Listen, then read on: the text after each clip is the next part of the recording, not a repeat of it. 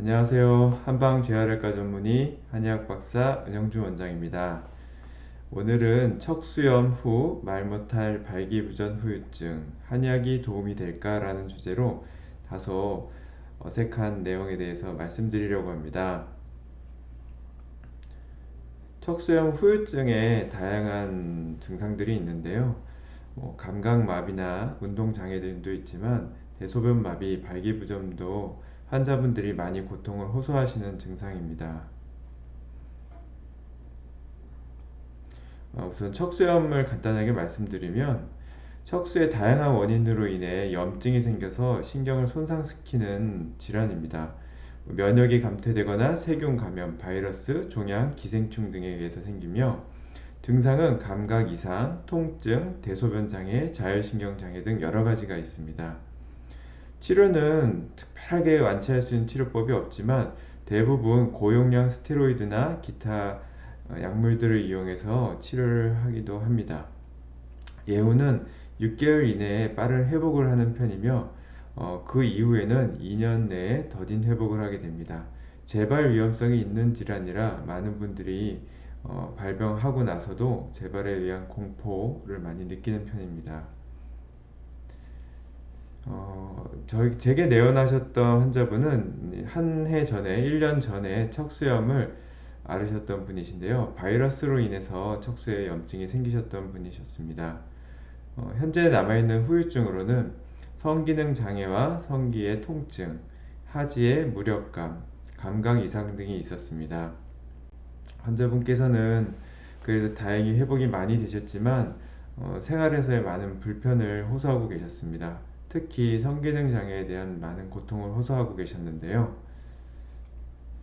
치료 목표는 발기부전, 감각 이상, 하지 무력에 대해서 치료하기로 잡았습니다. 환자분의 체질은 많은 진단 결과 태음인이라고 추정을 할 수 있었고요. 한약 처방은 다음과 같았습니다. 우선 현대 한의학의 논문을 근거로 처방을 만들었는데요. 신경의 축삭 재생을 촉진하는 한약들, 신경 필라멘트를 증가시키는 한약, 신경 재생을 억제하는 물질을 차단하는 효과가 있는 한약들로 구성했습니다. 죽은 신경이 살아날 수는 없지만 신경이 조금이라도 살아있고 기능을 하고 있다면 최대한 그 기능들을 끌어올리는 데 목표를 잡았습니다. 또한 환자분의 체질이 태음인이므로 체질을 강화시키고 면역력과 회복력을 높여드리는 태음 보약을 함께 넣어서 처방해 드렸습니다. 우리 한의학에서도 이렇게 현대 한의학은 실험적인 근거를 바탕으로 처방하는데요. 과거에는 경험을 바탕으로 한 처방이므로 간에 손상이 되는 한약들을 모르고 쓰는 경우도 있고 별 의미가 없는 한약을 쓰기도 했지만 현대 한의학에서는 대부분 근거를 바탕으로 처방하고 있다는 점이 과거와는 좀 다른 점이라고 생각하시면 됩니다. 복용이 한 달 정도 돼서 환자분과 통화를 할 수 있었는데요. 특히 정체되었던 1년 동안 정체되었던 성기능에 많은 개선이 있으셨습니다. 환자분의 주관적인 느낌으로는 3-40% 정도였던 발기력이 성기능이 70%까지 회복이 되셨다고 느끼셨고요. 한약을 복용하기 전과 후가 확실하게 차이가 나셨다고 합니다.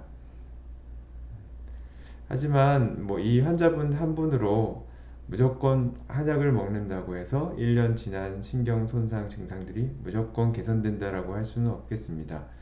이번 처방과 결과를 통해서 생각해 볼 점은 다음과 같습니다. 한약이 성기능 회복에 얼마나 영향을 미쳤나? 재생 한약과 체질 보약 중 어떤 한약의 영향이 더욱 컸을까? 앞으로 이 처방을 계속한다면 어느 정도까지 회복이 될까? 지금 처방한 한약보다 더 좋은 한약은 없을까? 더 많은 객관적인 데이터 축적을 통해서 보다 객관적으로 환자분을 치료할 수 있도록 할 필요성을 느꼈습니다. 좋은 케이스 같아서 말씀드렸고요. 앞서 말씀드렸듯이 모든 척수염 환자분들이 후유증이 한약을 통해서 다 좋아진다고 말씀드릴 수는 없습니다. 하지만 한의학적인 치료를 받지 않으셨다면 한 번쯤 주위에 있는 한방재활외과 전문의나 척수염 쪽에 전공을 한 전문의 한의사를 통해서 진료를 받아보고 상담을 받아보시는 것도 좋은 방법이라고 생각합니다. 이상 한방재활외과 전문의이자 한의학 박사 은영준 원장이었습니다. 즐거운 주말 되세요.